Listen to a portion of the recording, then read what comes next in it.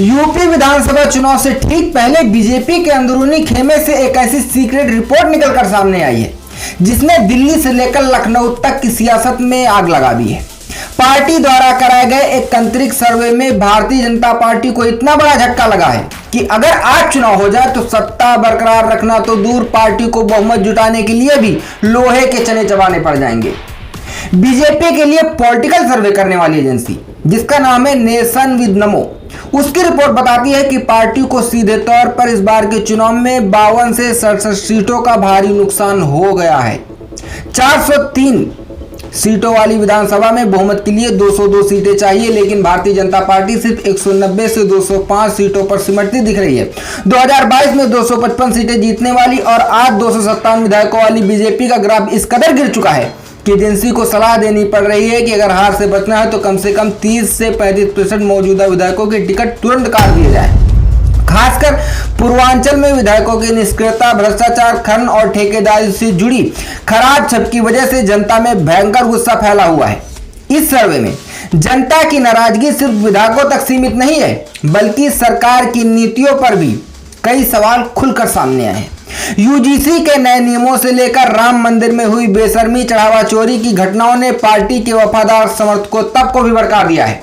वहीं युवाओं के भविष्य से खिलवाड़ करने वाला नीट पेपर लीक, थाना तहसील में आम जनता और कार्यकर्ताओं की सुनवाई न होना और E20 एथेनॉल की वजह से खराब हो रही गाड़ियों के मुद्दे पर लोगों का जो सब्र का बांध था वो टूट चुका है। इतना ही नहीं, पीडीए की राजनीति के सामने बीजेपी का पारंपरिक कार्ड भी फेल हो रहा है, क्योंकि नई पीढ़ी यानी जेड अब यादव बनाम गैर यादव की पुराने नफरती कॉन्सेप्ट को सिरे से खारिज कर चुकी है। अगर 2014 से लेकर 2024 तक के आंकड़ों का सफर देखें तो बीजेपी के पतन की कहानी आंकड़ों में साफ नजर आती है।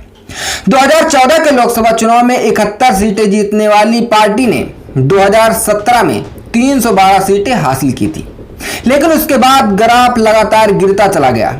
2019 में 62 सीटें और 2022 में 255 सीटें और 2024 के लोकसभा चुनाव में पार्टी महज 33 सीटों पर सिमट गई।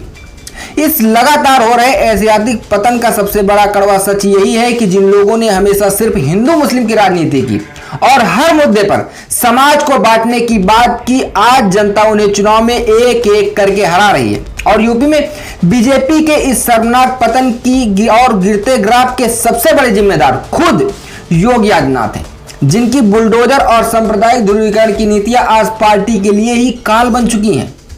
तो अब सीधा सवाल आपसे है, क्या हिंदू मुस्लिम की राजनीति करके चुनाव जीतने का बीजेपी का खेल अब पूरी तरीके से समाप्त हो चुका है?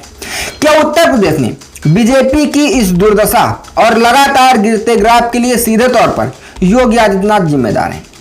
क्या 2027 में बीजेपी का यूपी की गद्दी से साफ होना तय है? अपनी बेबाक राय और अपना गुस्सा अभी कभी कमेंट बॉक्स में जरूर निकालें।